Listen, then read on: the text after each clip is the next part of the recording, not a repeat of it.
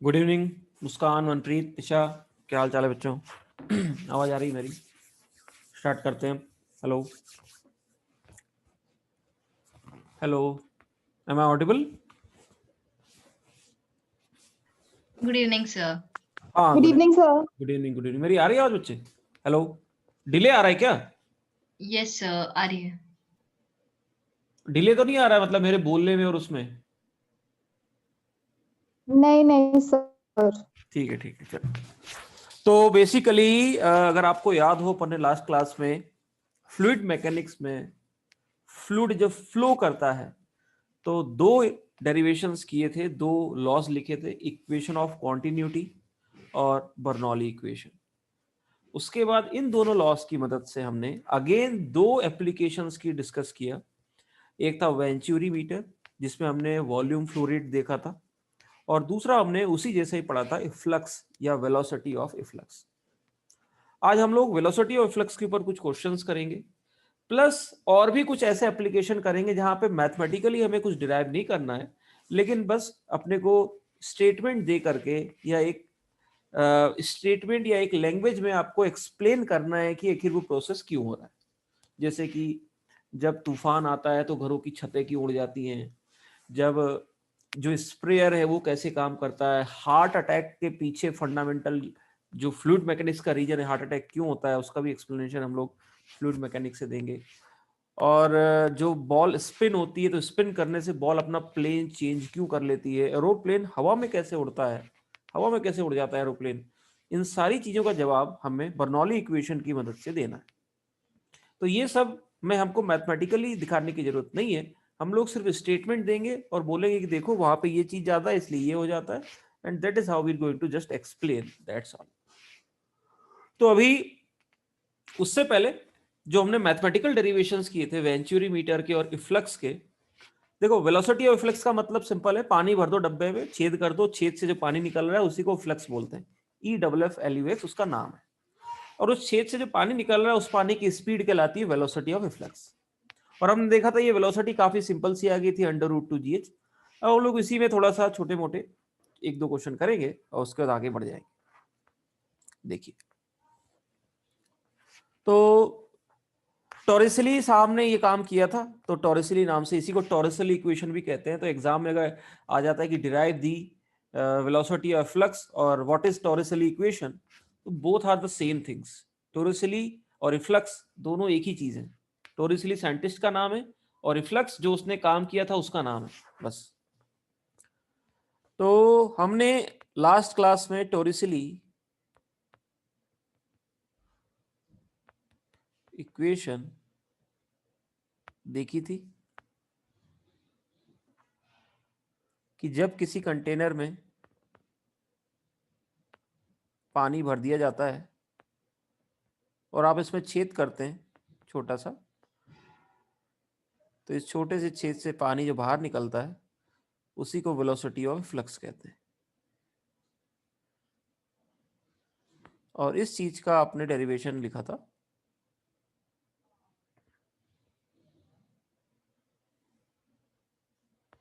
ये पानी भरा हुआ है लाल कलर का, और इस पानी का जो लेवल है छेद से, ये h हाइट ऊपर है। तो आपने वेलोसिटी ऑफ फ्लक्स का एक्सप्रेशन लिखा था सीधा, velocity of flux was √2gh। Of course यहाँ पे हमने अज्यूम कर रखा है कि ये जो एरिया है this area is very very small, small a is very very small as compared to capital A. So assuming small a is very very small as compared to capital A. Otherwise जो exact expression था वो तो थोड़ा सा typical सा था, V flux was √2gh upon 1 minus a square by capital square, ये ऐसा था। ठीक, अब इसके अंदर दो तीन छोटी छोटी चीजें लिखेंगे हम लोग नोट की तरह। नोट नंबर 1, तो पहला नोट तो ये है कि the rate at which the volume flow rate coming out, the volume flow rate through hole, मतलब इसका क्या है, वो जो होल आपने छेद किया है उससे जो पानी निकल रहा है ना, तो हम ये पता करना चाहते हैं कितना पानी निकल रहा है पर सेकंड, कितना पानी निकल रहा है, इसीलिए रेट बोल रहा हूं। ऐसे तो सारा निकल जाएगा तो पूरा पानी वो नहीं कह रहा मैं कह रहा हूं पर सेकंड किस रेट से पानी निकल रहा है। तो बोलोगे तो स्पीड हो गई, नहीं स्पीड तो अलग चीज है, हम वॉल्यूम फ्लो रेट लिख रहे हैं। स्पीड तो है वो कितनी तेजी से टकरा रहा है, कितनी तेजी से निकलेगा, बट कितना निकलेगा ये है वॉल्यूम फ्लो रेट। कितनी तेजी से निकलेगा ये है स्पीड, हाउ फास्ट ये है स्पीड, बट कितना निकलेगा पर second, how much will it come out, how much amount it will come out in 1 second is volume flow rate. Volume flow rate, so this is nothing but, हमें पता है volume flow rate होता है area into velocity. Velocity तो हमने लिखी दी थी, किसी भी वॉल्यूम फ्लो रेट लिखने के लिए आपने सिर्फ वेलोसिटी ऑफ वाटर और इनटू एरिया लिखना जिससे वो निकल रहा है।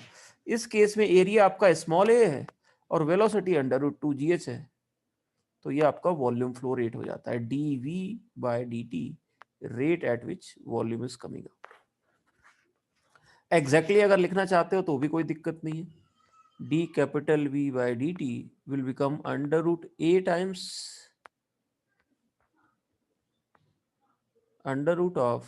√2gh upon 1 minus a square by capital A square. तो ये भी आपका फॉर्मूला है। ये पहला नोट है।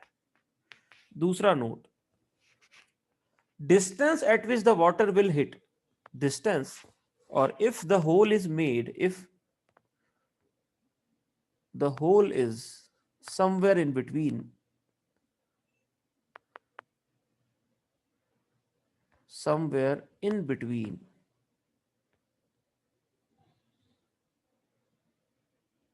the top level and bottom। अच्छा, अगर छेद अगर बीच में कर दिया जाए कहीं, जैसे मान लो ये कंटेनर है, बॉटम में छेद करने के बजाय आपने इस बार छेद कहाँ किया है इसका, ये पहले पानी भर देते हैं इसको, पानी नहीं भरोगे तो छेद कहीं भी कर दो क्या फर्क पड़ रहा है, आपने इसको पानी से इस तरह से भर दिया है। पानी की हाइट भी आपको दे दी गई है, let's say the height of water is h। अब आपने जो छेद है ना बॉटम में करने के बजाय यहां कहीं पे कर दिया, ये ऐसे छेद, मतलब इसकी जो टॉप मोस्ट पॉइंट से x डिस्टेंस नीचे कर दिया, x, इससे पानी निकलेगा, इससे पानी निकलेगा इस तरह से यूं, लेकिन ये जो पानी है ये कहीं दूर जाके गिरेगा, है ना। अगर आप इसको यहाँ पे छेद कर दोगे तो इससे जो पानी निकलेगा वो थोड़ा सा कहीं दूर जाके गिरेगा, and this is what we would like to know, what is the range of this water. ये अपने आप में एक क्वेश्चन है, what is the range of this water, कितना दूर जाके गिरेगा, और यही हमारा second note. We would like to know what is the distance at which the water of a flux will fall on the ground. तो अब अपने आप में ये थोड़ा सा एक क्वेश्चन ऐसा है कि इसको अपने को 2D में सॉल्व करना पड़ेगा, प्रोजेक्टाइल हॉरिजॉन्टल प्रोजेक्टाइल मोशन की तरह। अगर आप देखेंगे तो ये कितनी हाइट से अपन ने, ग्राउंड से अगर मैं देखूंगा तो h-x हाइट से हमने थ्रो किया था इसको। तो बेसिकली इसको निकालने का तरीका क्या है, कुछ इस तरह से देखो कि एक तरह से ये पानी, ये जो फ्लक्स है, इसकी वेलोसिटी तो आपने लिखी दी थी √2g, अब h मत लिखना, x लिखना, yx, क्योंकि अब आपने जो होल किया है वो बिल्कुल बॉटम में नहीं किया है, वो आपने टॉप लेवल से x डिस्टेंस नीचे किया है। बॉटम में करते तो पूरी h लिखते, अगर बिल्कुल बॉटम में छेद करते तो पूरी हाइट लिखते, क्योंकि जितना नीचे करोगे छेद उतना ज्यादा तेजी से निकलेगी वेलोसिटी। तो हमने यहाँ पे क्योंकि थोड़ा सा ऊपर किया है बीच में कहीं, तो वो डिस्टेंस बताना जरूरी है टॉप लेवल से, और उसको मैंने x ले लिया, इसीलिए x लिया है क्योंकि अलग अलग क्वेश्चन में अलग अलग वैल्यू होगी, तो आप x डाल दोगे आंसर आ जाएगा। तो ये x डिस्टेंस पे अगर मैंने इसको छेद कर दिया तो वेलोसिटी ऑफ फ्लक्स हो जाएगी √2gx, और अभी भी ये ग्राउंड से कितना ऊपर है, अगर आप देखोगे तो अभी भी इसकी ग्राउंड से जो हाइट है, ऊपर से तो x थी, हमें पता करना है ग्राउंड से कितना ऊपर है ये छेद, तो ये हो जाएगी total height minus x, total height minus x. तो ये इसका मोशन प्रोजेक्टाइल मोशन होगा, and we would like to know कि ये कितना डिस्टेंस ट्रेवल करेगा। तो उसके लिए यहाँ पे कोऑर्डिनेट सिस्टम जैसा बनाना पड़ेगा, कोऑर्डिनेट सिस्टम जैसा। अगर आप यहाँ पे देखेंगे तो एक्स कोऑर्डिनेट जो होता है, मतलब इसका जो डिस्प्लेसमेंट हो जाएगा डिस्टेंस d,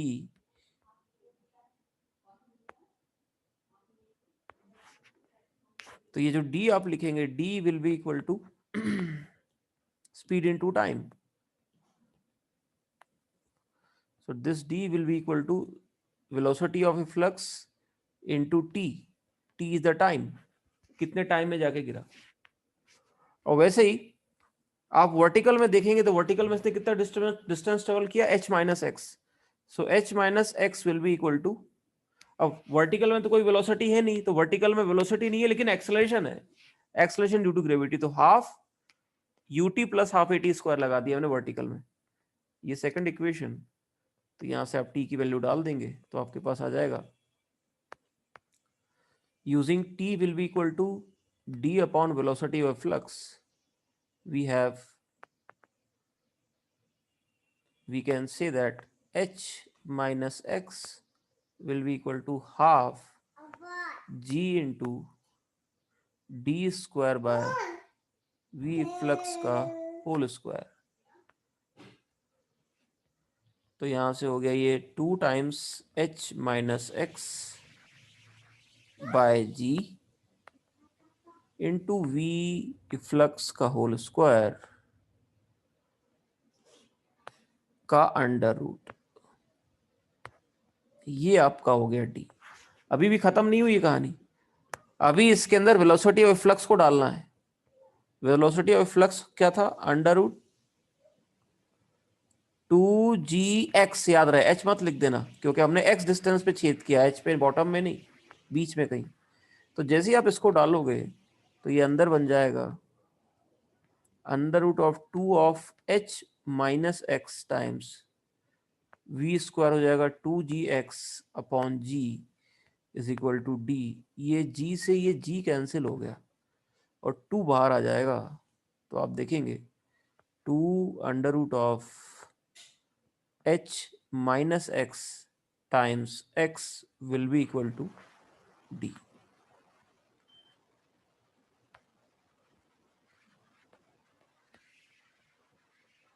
ये है। So this is the distance at which the water will fall on the ground. Distance from container, distance from container at which water will fall. ये क्या है, कैप स्मॉल h, ये है height of the या total highest level of liquid,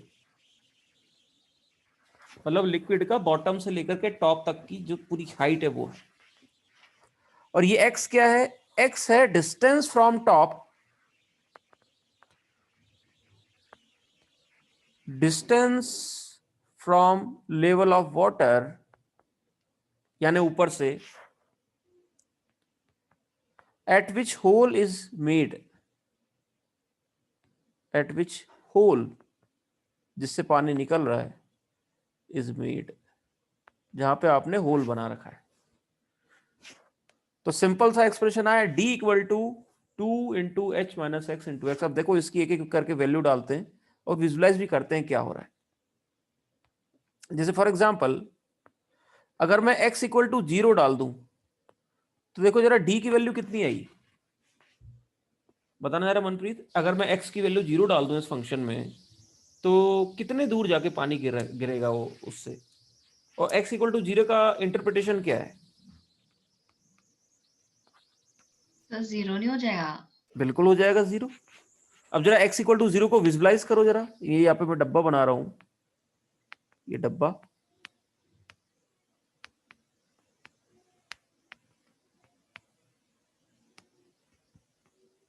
ये, और इसमें आपने ये पानी भर दिया।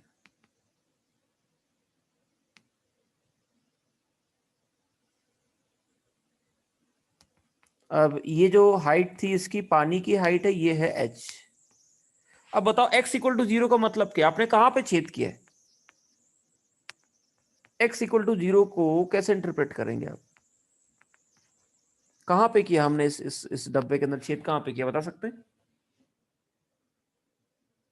Tisha, what do you think? कहां पे ये छेद हमने कहां कर रखा है? मुस्कान, तुम भी बता सकती हो अगर तुमको कुछ। सर तो बिल्कुल सबसे टॉप पे नीचे किया है। होगा। कहां पे, बॉटम में, टॉप पे? सर आई थिंक, हाँ सर आई थिंक टॉप पे है कि टॉप पे। पानी। भाई x कहां से लिया था डिस्टेंस? देखो जरा, distance from the level, top level of water at which hole is made, ये है x। तो मतलब अगर आप यहीं पे ही छेद कर दोगे ना, तो आपको क्या लगता है पानी बहुत तेजी से निकलेगा या धीरे से निकलेगा? बिल्कुल, अगर मैं इसको एग्जैक्टली यहीं पे होल कर दूं, तुम्हें क्या लगता है पानी बहुत तेजी से निकलना चाहिए या बिल्कुल स्पीड 0 आ रही है? सर धीरे निकलेगा। बिल्कुल धीरे निकलेगा। और आप देखेंगे धीरे निकल रहा है, इसीलिए तो ये यहीं गिर गया। ये देखो जरा, ये हल्का जैसे पानी गिरता नहीं, हल्का सा ऐसे ही, यूं, ये तो लगभग लगभग डिस्टेंस 0 आया कि नहीं आया? देखो जरा। तो अगर आपने बिल्कुल टॉप पे होल कर दिया तो ये तो यहीं गिर जाएगा। तो ये मैथमेटिक्स में तो ये बता रही है x equal to 0, d equal to 0।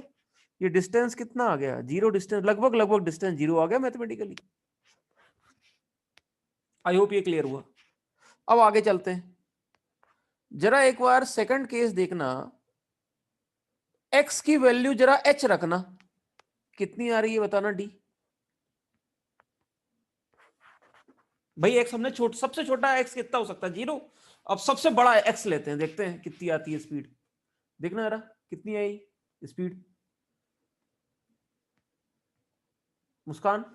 x equal to, अगर मैं h ले लूं, h पूरी हाइट सबसे नीचे बॉटम पे छेद कर दिया, तो कितना दूर गिरा पानी? देखो जरा मनप्रीत, क्या आ रहा है फॉर्मूले से आंसर? तो भी 0 ही आएगा। 0 ही आ रहा है। इसको एक्सप्लेन कर सकता है कोई? ये कैसे 0 आ रहा है यार? इस बार तो सर ऐसा भी नहीं क्योंकि, कि, हाँ बोलो बोलो। तो फॉर्मूला वाइज एक्सप्लेन करूँ क्या? हाँ, फॉर्मूला वाइज तो समझ में आ रहा है, x इक्वल टू 0 हो जाएगा वहां पे रख के। फिजिक्स क्यों ऐसे 0 क्यों हो गया, जबकि स्पीड तो फुल होगी इस टाइम? भाई हमने सर वॉल्यूम शायद। वॉल्यूम और बेटर ऐसे सोचो, हमने यहाँ छेद, सिंपल मैंने यहाँ छेद किया, ये बिल्कुल बॉटम में यहाँ छेद किया है। और बिल्कुल अगर मैं आपसे पूछूं कितनी देर में पानी टच कर जाएगा ग्राउंड में, मतलब डिस्टेंस का मतलब है at what time the water will touch the ground. तो काफी कम टाइम में टच कर जाएगा, क्यों?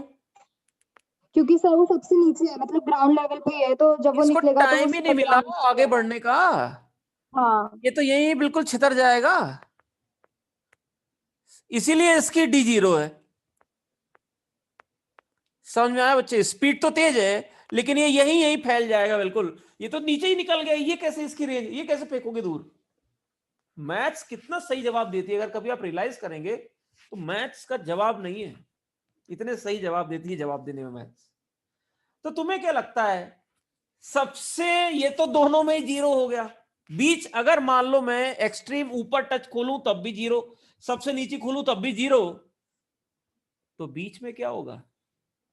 मैक्सिमम। याद रखना है, अगर हमने बीच में छेद किया ना, खूब दूर जाके गिरेगा, तो वही इसका नोट है। और वो तुमको इस डायग्राम से और भी क्लियर हो जाएगा।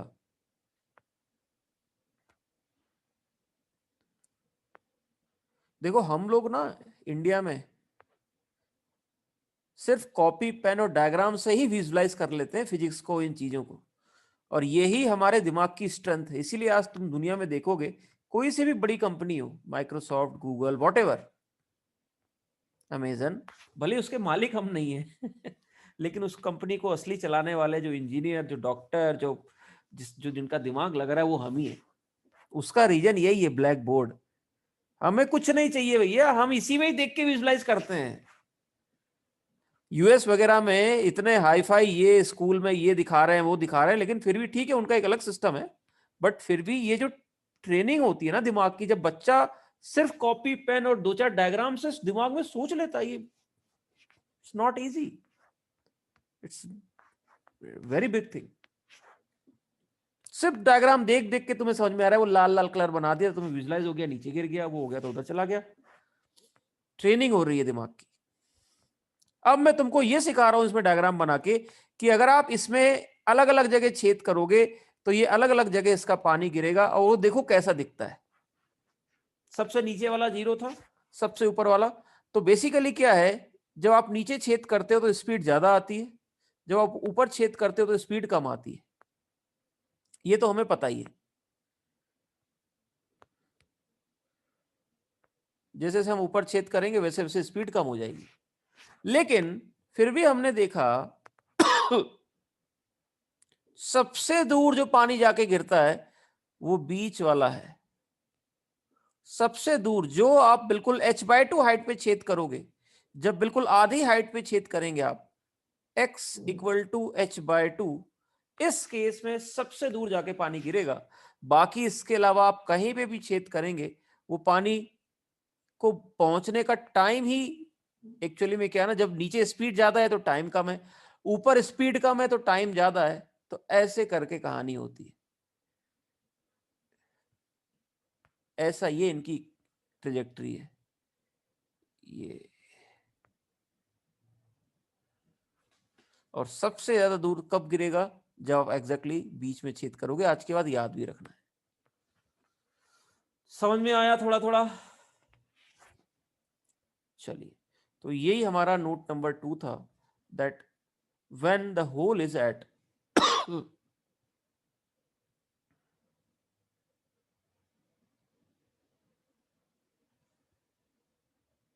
at midpoint of water level, the range of water, the range of water is maximum, that is x = h/2, d will be maximum।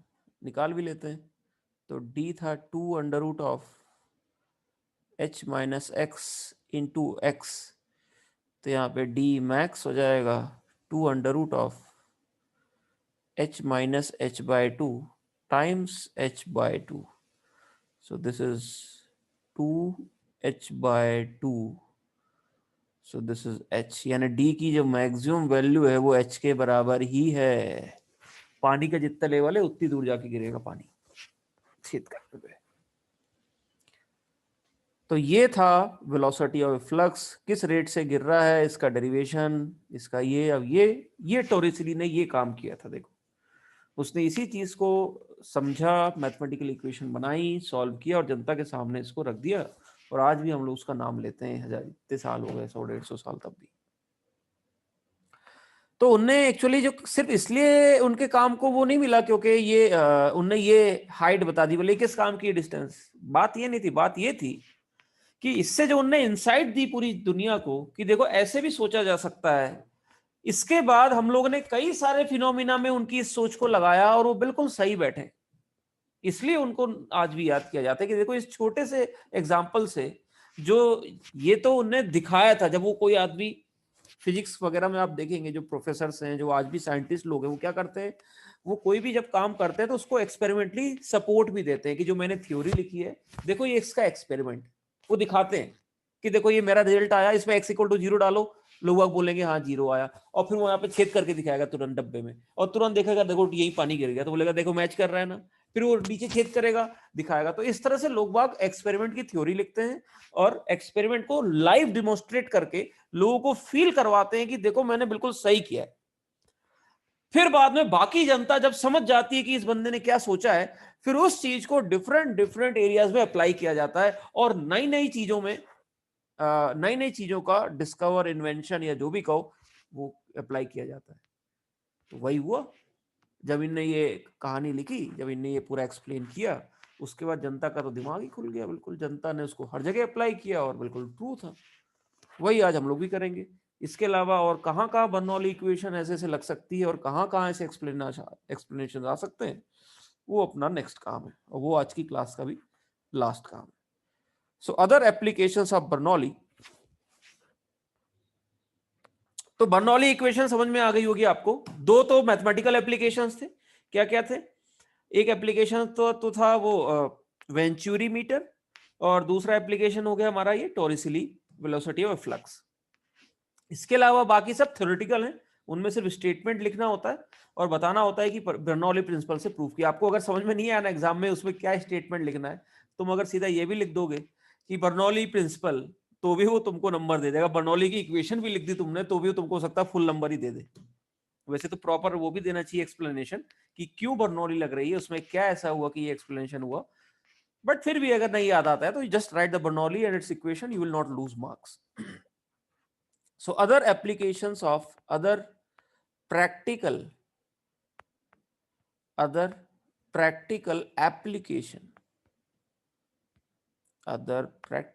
application of Bernoulli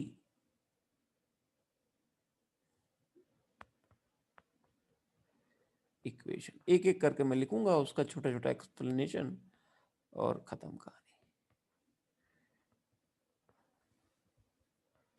सबसे पहला जो इसका वो है अपनी डायनामिक लिफ्ट।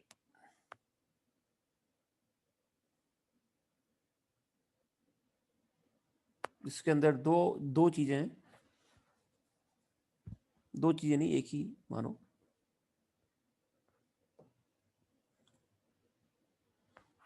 है क्या ये बताता हूं पहले। Due to motion of an object in fluid, the streamlines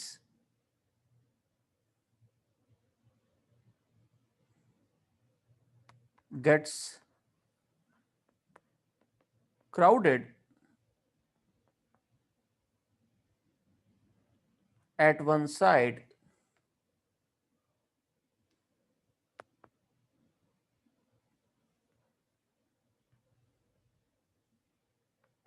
and gets thinned out on the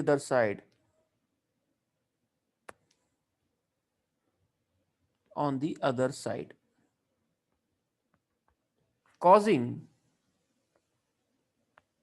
difference in pressure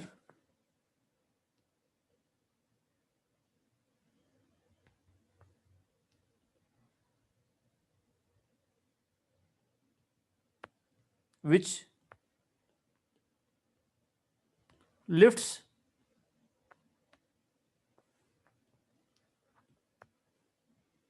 the object in air is called as dynamic lift। So basically क्या है, जब भी कोई ऑब्जेक्ट मूव करता है किसी fluid के अंदर, फ्लूइड पानी भी हो सकता है और फ्लूइड एयर भी हो सकता है, जब भी कोई ऑब्जेक्ट मूव करता है किसी फ्लूइड के अंदर, चाहे वो पानी हो चाहे एयर हो, तो stream lines gets crowded on one side and gets thinned out at other side. यानी एक तरफ स्ट्रीम लाइन जो है वो क्राउडेड हो जाती है, मतलब एक साथ काफी सारी आ जाती है, और एक तरफ थिन्ड आउट हो जाती है।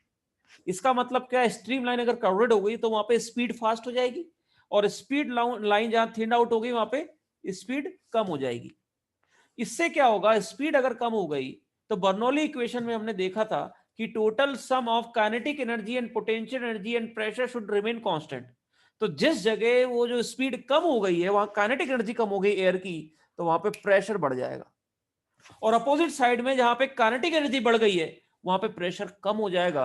इससे क्या होता है, प्रेशर का डिफरेंस क्रिएट हो जाता है और वो एरोप्लेन हवा में उठ जाता है।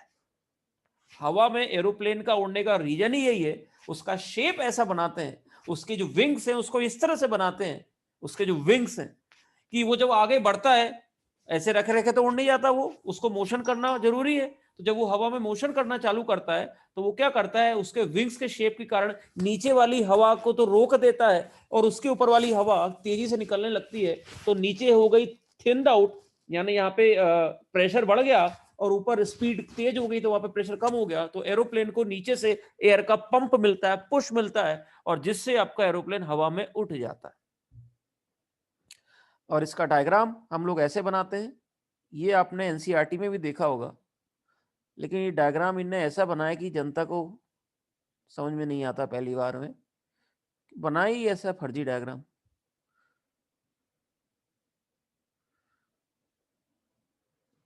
ये है। तो बेसिकली क्या है, ये जब एरोप्लेन आगे बढ़ेगा, ये जब एरोप्लेन आगे बढ़ेगा तो ये जो एयर है, यहां से जो एयर आ रही है आप देख सकते हैं यहाँ पे एयर की वेलोसिटी कम हो जाती है, और ये जो सारी की सारी एयर है, ये सारी जो एयर है, ये सारी जो एयर है यहां से पास हो जाती है ऐसे। तो इस तरह से मान के चलिए कि नीचे वाला जो प्रेशर है ए पॉइंट का और ऊपर का जो प्रेशर है बी पॉइंट का, तो pressure at A becomes greater than pressure at B, and due to this pressure difference it gets a upward thrust, and that's why the plane lifts up, dynamic lift। अब आप बोलोगे sir ये कितना घटिया plane बनाया है, ऐसा plane कहाँ होता है ये कोई मुझे बता सकता है ये क्या है, ये पूरा प्लेन है या ये क्या है? मनप्रीत, ये प्लेन बनाया मैंने, ऐसे प्लेन देखे थे? विंग्स। ये विंग्स हैं, विंग्स। ऐसे विंग होते हैं विंग, ये तो ये विंग का क्रॉस सेक्शन एरिया है। एक्चुअली में प्लेन ये है, कुछ इस तरह से देखो, डायग्राम घटिया बनेगा लेकिन फिर कोशिश करना समझने की। ये विंग्स हैं, समझ में आए? और ये यहाँ पे प्लेन होगा इस तरह से। आई होप समझ में आ गया। ये ज्यादा बनाऊंगा तो और घटिया हो जाएगा डायग्राम। यस सर, समझ में आ गया सर। एक बार ये आप फिर से एक्सप्लेन कर दोगे एक बार? हाँ अच्छी करता तरह हूँ, से नहीं आया। करता हूँ। ये समझ में आ गया ना तुम्हें? ये विंग ये है, ये एरोप्लेन के ये विंग, ये ऐसे प्लेट जो होती है ना, ये ऐसे ही है। और ये यहाँ पे ये वो बैठता है, वो फाइटर प्लेन, ये प्लेन ऐसे ऐसे। आई होप क्लियर है। अब देखो पॉइंट ये है, बर्नौली इक्वेशन क्या थी? Let me right the Bernoulli equation. Bernoulli equation ये थी, pressure energy plus kinetic energy plus potential energy should remain constant, है ना? तो ये बताओ, अगर मैं इस विंग को थोड़ा सा नीचे टिल्ट कर दूंगा तो इस प्लेन के रिस्पेक्ट में इससे जो हवा टकरा रही है, नीचे वाली जो हवा है, नीचे जो हवा की स्पीड है, तुम्हें लगता नहीं ये कम हो जाएगी? अगर इस विंग को मैं ऐसे कर दूं, मतलब इसको नीचे की तरफ टिल्ट कर, जो एरोप्लेन ऊपर उठता है ना तो अपने विंग नीचे कर लेता है। क्यों? क्योंकि वो जो हवा आ रही है ना, हवा जो से टकरा रही है, उस हवा की स्पीड कम कर देता है। वो विंग से टकरा टकरा के अभी इस हवा की स्पीड कम हो जाती है और ऊपर से हवा खूब सटासट निकलती जाती है। तो स्ट्रीम लाइन जब पास पास आ जाती है, रिकॉल करो जरा, जब मैंने ये पाइप बनाया था, पाइप के अंदर जब पानी मूव कर रहा था, यहाँ पे एयर मूव कर रही है बस। भाई इस पाइप के अंदर अगर मैं ऐसे ये स्ट्रीम लाइन बनाऊं तो ये स्ट्रीम लाइन क्राउडेड नहीं हो गई थी, देखो कम, जब एरिया छोटा हुआ था। तो क्राउड होने का मतलब समझ में आ रहा है ना आपको? यहां पे वेलोसिटी कम थी, दिस इज VA, और यहां पे वेलोसिटी ज्यादा है, दिस इज VB। इसीलिए हमने कहा था कि यहां पे जो प्रेशर है वो कम हो जाएगा और यहां पे A पॉइंट पे जो प्रेशर है वो बढ़ जाएगा। तो यहां पे जो पानी के अंदर काम हो रहा था वही काम यहां पे हवा के अंदर हो रहा है। तो विंग का स्ट्रक्चर ऐसा है कि वो क्या करेगा कि नीचे वाली हवा को दबा देगा, उसकी स्पीड कम कर देगा और उसके कारण वहां पे प्रेशर बढ़ जाएगा, क्योंकि टोटल एनर्जी कांस्टेंट होनी चाहिए ना, काइनेटिक एनर्जी कम हुई, so pressure energy will increase and that is how pressure difference will be created and thus it will get an upward thrust which will lift its weight। Clear हुआ? फिर से explain करूं? ये clear है? Yes sir. Simple है, मुश्किल नहीं है। देखो, ऊपर वाली हवा की स्पीड में कोई चेंज नहीं किया तुमने, क्योंकि ऊपर चिकना है बिल्कुल। नीचे वाली हवा को, जब एरोप्लेन आगे बढ़ रहा था, ये एरोप्लेन है, ये एरोप्लेन आगे बढ़ रहा है, तो उसने जो अपने विंग्स है ना, वो अपने विंग्स ऐसे कर लिए थे, ऐसे करके एरोप्लेन आगे बढ़ता है। तो ये जो हवा यहाँ पे टकरा रही है ना, तो इसके नीचे वाली हवा तो हो जाएगी स्पीड कम, और इस हवा के टकराने से ये एरोप्लेन ऊपर उठ जाता है। कुछ इस तरह से मान के चलो, ठीक है। चलो अब अगले उसमें चलते हैं, मैग्नूस effect. मैग्नूस effect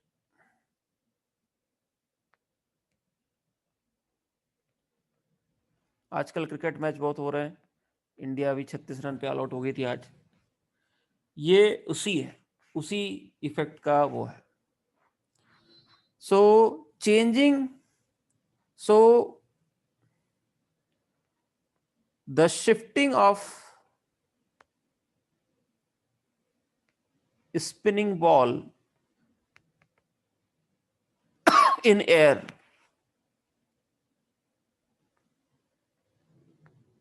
due to pressure difference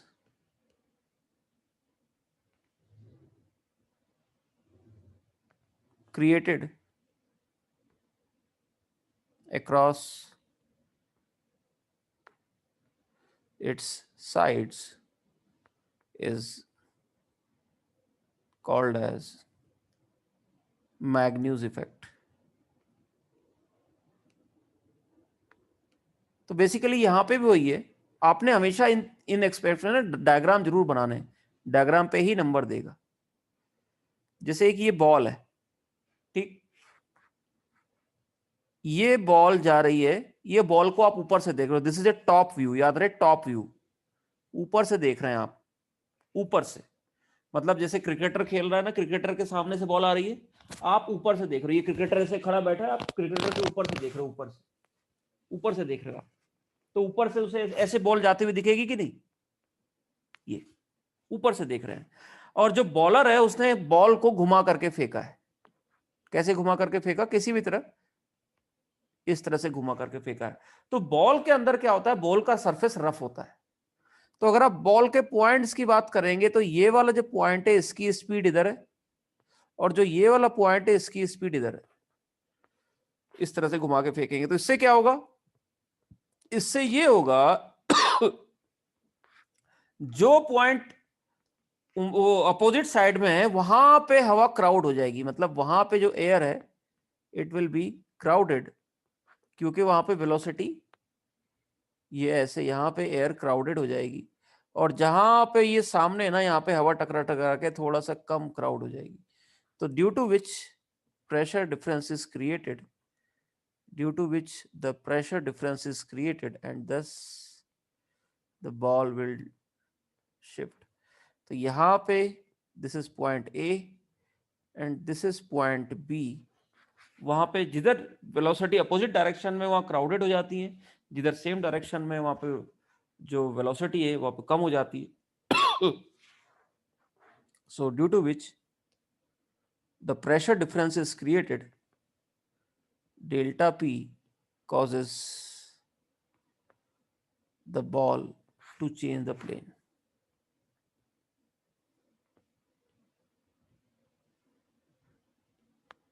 देखो कहानी बहुत सिंपल है, प्रेशर का डिफरेंस क्रिएट हो रहा है वेलोसिटी के कम ज्यादा होने से बस, क्योंकि वेलोसिटी, हवा की जो वेलोसिटी है वो कम ज्यादा हो जाती है बॉल के मूव करने से दोनों तरफ, उसके लेफ्ट और राइट में, और वेलोसिटी कम ज्यादा होगी तो प्रेशर भी कम ज्यादा हो जाएगा, तो वो बॉल अपना प्लेन हवा में ही चेंज कर देती है। So this is called as Magnus effect. ऐसे ही तीसरा भी है, हार्ट अटैक।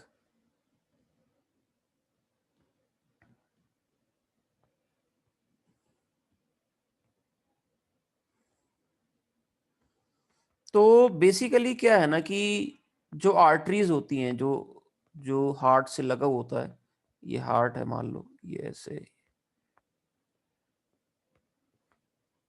यहां से कोई आर्टरीज गई, मान लो ये artery,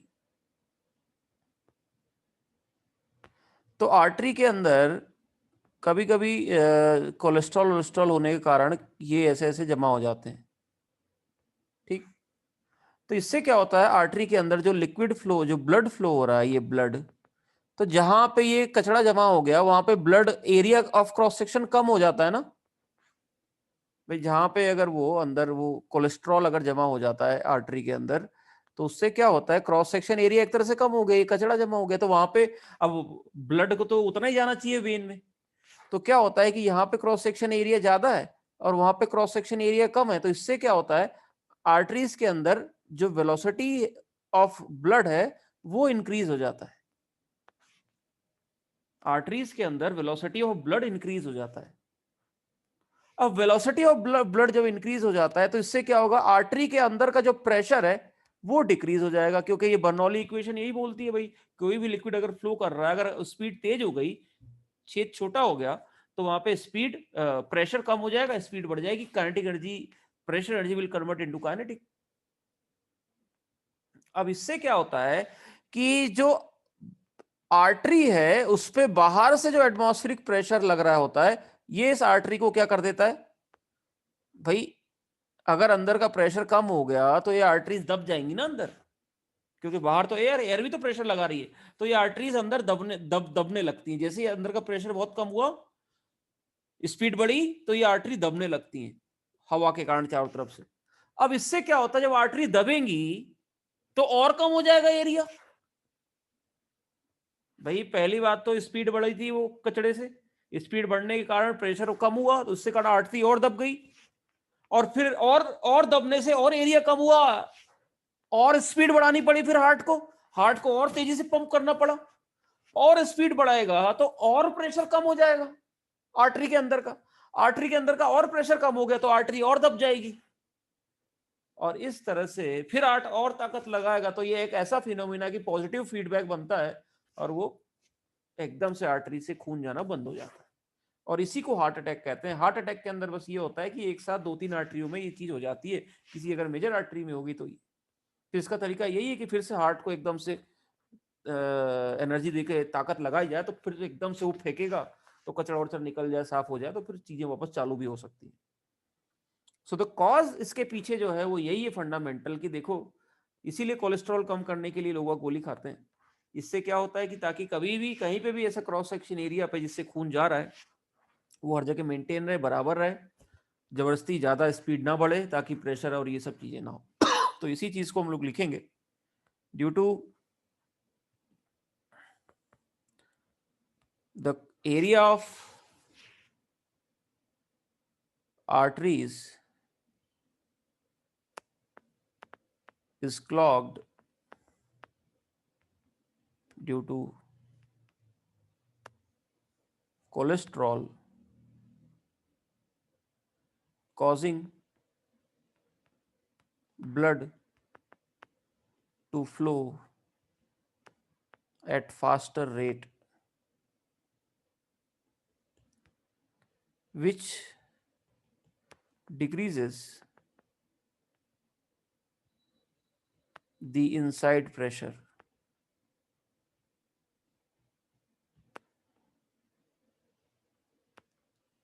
Due to lower pressure, the arteries further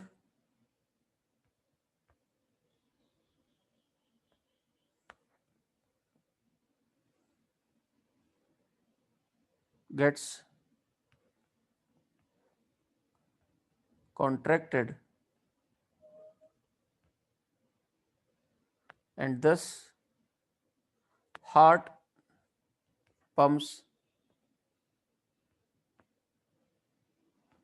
with more power, more speed, further causing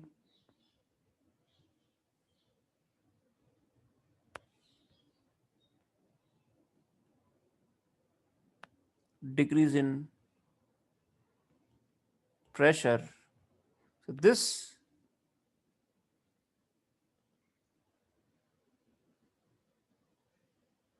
simultaneously, this process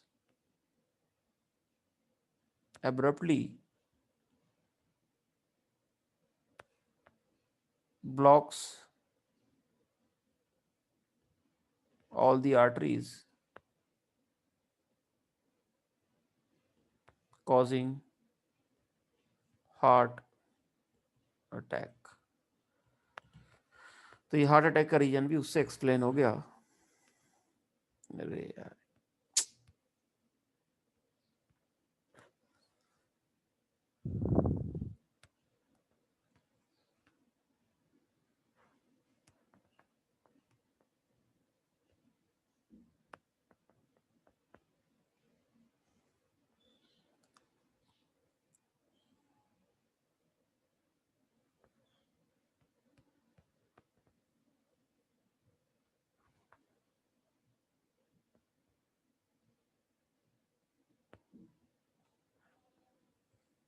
चलिए फोर्थ. प्लीज एक बार थोड़ा सा नीचे कर दो. हाँ जी, ये जो लिख रही हूँ. सर थोड़ा सा और. मतलब ये हो गया सर, थैंक यू. चौथा है blowing of the roofs during wind.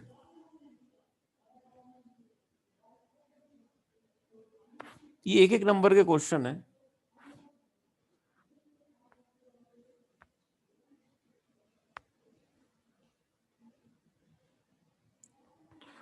Concept वही है. ये जो अब ये हमारी रूफ नहीं है कंक्रीट की, इतनी पावरफुल विंड्स नहीं है कि कंक्रीट की रूफ को उड़ा दें, लेकिन कंक्रीट की रूफ के भी ऊपर भी एक अपवर्ड थ्रस्ट लगता है एयर का, बट वो इतनी स्ट्रांग होती है कि वो झेल जाती है. लेकिन वो जो झोपड़ी उपड़ी टाइप होती है ना, जिसमें टीन इन के चद्दर लगे होते हैं, जैसे आपने देखा होगा कभी मूवीज वूवीज में, जो बड़े बड़े फार्म हाउसेस दिखाते हैं वहाँ पे ऐसे जो रहते हैं ना, जहाँ पे इकट्ठा करते हैं, तो इसके अंदर क्या है, ये इनकी खिड़कियां होती हैं. ठीक है, तो अंदर का प्रेशर होता है पी नॉट, क्योंकि एयर है. लेकिन जब बहुत तेजी से ये एयर, जब बहुत स्ट्रॉम आता है ना, तो क्या होता है, ये खूब तेजी से हवाएं फ्लो करती हैं. जब खूब तेजी से हवाएं फ्लो करेंगी ना, तो ऊपर वाली एयर और नीचे वाली एयर जो इस रूफ के अंदर है, वो एयर जो इस रूफ के अंदर है, मतलब जो कमरे के अंदर वाली एयर है, उसकी तो वेलोसिटी जीरो ही है भैया. उसकी वेलोसिटी जीरो है और उसका प्रेशर पी नॉट है. भाई हवा अंदर कमरे के अंदर थोड़ी इतना चल रही है, इतना बाहर चल रही होगी. इससे क्या होता है, अंदर का प्रेशर, सारी की सारी काइनेटिक एनर्जी प्रेशर में, अंदर का प्रेशर बहुत ज्यादा है रिलेटिव, और ऊपर हवा के चलने से ऊपर का जो प्रेशर है ना, ये ऊपर का प्रेशर एट पॉइंट ए, ये डिक्रीज हो जाता है. अब सोचो अंदर का प्रेशर बहुत ज्यादा है और ऊपर का प्रेशर कम हो गया. So pressure at A decreases due to the motion of airs. So अंदर की जो हवाएं है ना, अंदर का जो प्रेशर है ना, वो सोचो, मतलब अंदर जो हमारे हवा है वो हमारी छत उड़ा देती है. तो अंदर की हवा इस छत को फड़ाक से उखाड़ देती है, क्योंकि इतना सारा एरिया है, जरा सा भी प्रेशर चेंज हुआ तो फोर्स बहुत लगता है. That's why. सो इस pressure at A decreases when winds have very high speed during storm, causing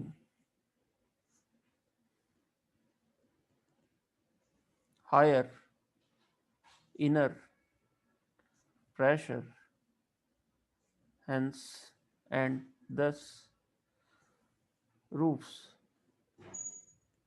blows off. Simple. तो ये है, एक दो एग्जांपल और हो सकते हैं, जैसे लोग बाग कहते हैं ना कि जब ट्रेन बहुत फास्ट आ रही है, तो जब ट्रेन बहुत तेजी से आती है तो लोग बाग ये कहते हैं कि हट जाओ, उस ट्रेन से दूर हट जाओ, नहीं तो ट्रेन खींच लेगी अपने पास। तो वो गलत नहीं कहते हैं, बिल्कुल सही कहते हैं। अगर बहुत तेजी से ट्रेन आएगी तो वहां पे जो उसके आसपास वाली जो एयर होगी उसकी स्पीड बहुत फास्ट होगी, उसकी स्पीड बहुत फास्ट होगी, तो वहां पे प्रेशर कम हो जाएगा। वहां पे प्रेशर कम हो गया, जस्ट एयर मतलब ट्रेन के जस्ट बगल में प्रेशर कम है, ट्रेन बहुत तेजी से आ रही है, आप प्लेटफॉर्म पे खड़े हैं, तो ट्रेन के ऊपर प्रेशर, ट्रेन जब निकलेगी तो वहां पे जो एयर है आपके सामने, उस आपके सामने की एयर का प्रेशर कम होगा, आपके पीछे की एयर का प्रेशर ज्यादा होगा, तो एकदम से ऐसा लगता है जैसे किसी ने पुश किया पीछे से। तो इसीलिए लोग बाग कहते हैं कि जब कोई बहुत फास्ट ट्रेन निकल रही हो तो दूर खड़े हो जाओ भैया, ताकि आप उसी रीजन में रहो जहां आपके आगे और पीछे दोनों तरफ प्रेशर लगभग बराबर रहे। तो ये सारे प्रोसेसेस एक्चुअली में इन्हीं चीजों से जो आपका बर्नौली इक्वेशन है इसकी मदद से हमने एक्सप्लेन किए, और यही हमारा पर्पस था कि किस तरह से नेचर की फिनोमिनास को फिजिक्स में फॉर्मूले की मदद से एक्सप्लेन किया जा सके। Just using same formula we can explain so many different, so many vast, so many discrete phenomenas की हमें उसको समझने में बिल्कुल भी कोई डिफरेंट थ्योरी की बनाने की जरूरत नहीं पड़ी। एक ही फॉर्मूले से सब एक्सप्लेन हो गया। तो वही हम कर रहे हैं फ्लूइड मैकेनिक्स, जहां जहां भी एयर होगी, जहां जहां पानी होगा, तो इन सारी चीजों की बातें आएंगी। अपना काम खत्म होता है यहाँ पे। हमने फ्लूइड्स के दो मेजर पार्ट कर लिए। स्टैटिक में जहाँ पे हमने प्रेशर का वेरिएशन देखा, वहां पे भी दो लॉ थे, पास्कल्स लॉ और आर्किमिडीज प्रिंसिपल, बॉयंसी फोर्स, इन सारी चीजों की बातें की। फिर उसके बाद जब लिक्विड फ्लो कर रहा था कंटेनर के अंदर, तो उसके दो लॉ थे। एक तो हमारा था equation of continuity, A1 V1 equal to A2 V2, दूसरा बर्नौली। बर्नौली के फिर दो एप्लीकेशन थे जो मैथमेटिकल थे, और बाकी ये चार थ्योरेटिकल एक्सप्लेनेशन है। तो बर्नौली के लगभग 6 एप्लीकेशन किए आपने, मोर देन सफिशिएंट। अब इसके बाद हम लोग फ्लूइड मैकेनिक्स में फ्लूइड्स के अगले पड़ाव में जाएंगे, जिसमें फ्लूइड के दूसरे प्रॉपर्टीज को, जिसको अभी तक हमने निगलेक्ट कर रहे थे, उनकी बातें भी करेंगे। अभी तक हमारा फ्लूइड बिल्कुल चिकना, स्मूथ, नॉन विस्कस होता था, उसमें कोई विस्कोसिटी का कोई मतलब ही नहीं था। अगली क्लास में हम लोग सिर्फ विस्कस फ्लूइड की बात करेंगे कि जब लिक्विड विस्कस हो जाता है तब उसकी प्रॉपर्टीज में कैसे चेंज आता है, तब वो कैसे फ्लो करता है, कैसे वो फ्रिक्शन फोर्स लगाता है, वो विस्कस फोर्स जो है वो कितना होता है। इन सारी चीजों की बातें हम लोग अगली क्लास में करेंगे, यानी विस्कोसिटी वाली प्रॉपर्टी को डिस्कस करेंगे, जो कि हमने अभी तक इसमें नहीं ली थी। और फिर इसके बाद एक सरफेस टेंशन वाला पार्ट और बचता है, दैट्स ऑल। फ्लूइड्स के अंदर इतना ही है। ठीक है, तब तक मजे करो। इस वीक मैंने इसीलिए एक एक्स्ट्रा क्लास रख दी थी, क्योंकि मैं चाहता हूँ कि जल्दी से अपना सिलेबस खत्म हो जाए, ताकि फिर 12th वाली चीज़ें स्टार्ट हों जल्दी से, जितनी जल्दी हो सके। तुम लोग के स्कूल में क्या बोल रहे हैं, कब तक एग्जाम होगा फाइनल, कुछ idea Manpreet? So mid Feb. Mid Feb, अच्छा अच्छा। मुस्कान तुम्हारे सर स्कूल में? एक चीज मुझसे पूछनी थी, आप एक बार पूछ लो मुझसे। हाँ। तो मेरा तो स्टार्टिंग में ही होगा फेब के। अच्छा अच्छा, तो अभी कोर्स कहाँ तक हो गया स्कूल में? सर हम बहुत आगे चल रहे हैं, हमारा थर्मोडायनेमिक्स पूरा हो चुका है। बहुत बढ़िया। मनप्रीत तुम्हारे यहाँ? सर जहाँ पे आप हो वहां पे ही चला रहे हैं। मतलब ये फ्लूइड स्टैटिक्स और डायनामिक्स खत्म हो गया है? हम्म। अच्छा अच्छा, तो बस ठीक है। बस इसके बाद फिर हम लोग को वही थर्मोडायनामिक्स से स्टार्ट करना है, केटीजी। 3 2 5 चैप्टर बचे हैं आपके। सर ये 5 चैप्टर लगभग लगभग कब तक हो जाएंगे? ये 5 चैप्टर करने में हमको 2 महीने लगेंगे कम से कम, वो भी अगर मैं खींच खींच के पढ़ाऊँ तो। अभी बहुत आराम से पढ़ रहे हैं हम लोग, थोड़ा सा इसको पुश करना पड़ेगा।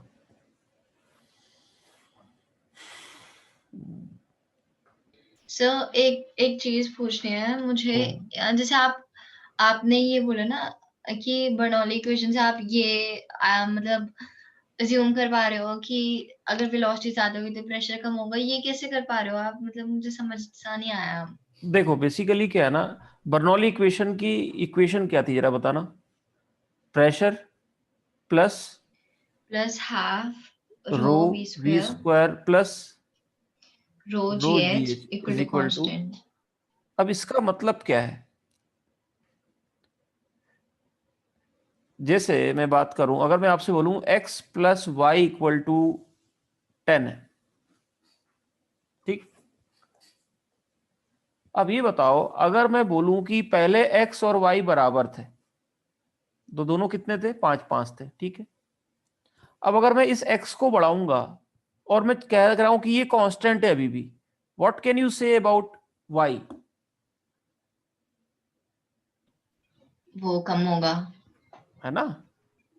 तो यहां पे भी ओके। यही है। So when you increase the speed, when you are increasing the speed, it has to decrease so that it will remain constant. Okay sir अब अच्छी तरह से समझ में आया। मुझे समझ नहीं आ रहा मतलब हो क्या रहा है, मतलब कैसे आप ये मतलब रिलेशन कैसे आप फाइंड आउट कर पा रहे हो, तो अब मुझे समझ में आ गया। तुरंत रोकना, टोक करके तुरंत रोक करके बोलना चाहिए। वैसे तो मैंने रटवा दिया, इतनी बार मैंने रिपीट किया कि रट गया होगा, लेकिन अब वापस जब देखोगे उसको वापस, आप तो और ज्यादा अच्छे से क्लियर। कभी भी ऐसा डाउट आ रहा फंडामेंटल, तुरंत रोक के, because it might be obvious for sir me, but जो पहली बार बच्चा पढ़ रहा है उसके लिए ऑब्वियस नहीं हो सकता। सर मुझे लगा कि ये थोड़ी स्टूपिड सी चीज है, मतलब आई नहीं, डोंट ऐसा नो। नहीं। देखो कोई भी चीज फिजिक्स के अंदर पहली बार जब कोई भी पढ़ता है आदमी, जब कोई भी पहली बार काम करता है, तो वो उसकी सारी चीजें ऐसी ही होती हैं, तो उसमें कोई अपने को ऐसा नहीं सोचना है तो कौन सा तुम हजारों सालों से पढ़ रही हो physics. Don't ever think about that कि ऐसा कुछ नहीं है। पहली बार जो बंदा पढ़ेगा उसको कैसे समझ में आएगा कि यहाँ पे क्या हो रहा है, कितना मुश्किल है, इतनी सारी चीजें क्या कहाँ कुछ भी हो रहा है। So it's not that easy, don't. तो वो छोटे डाउट इंपॉर्टेंट है तुम्हारे। अब मैं भी ध्यान रखूंगा इस चीज का, ठीक है। Yes sir, thank you. चलो ओके।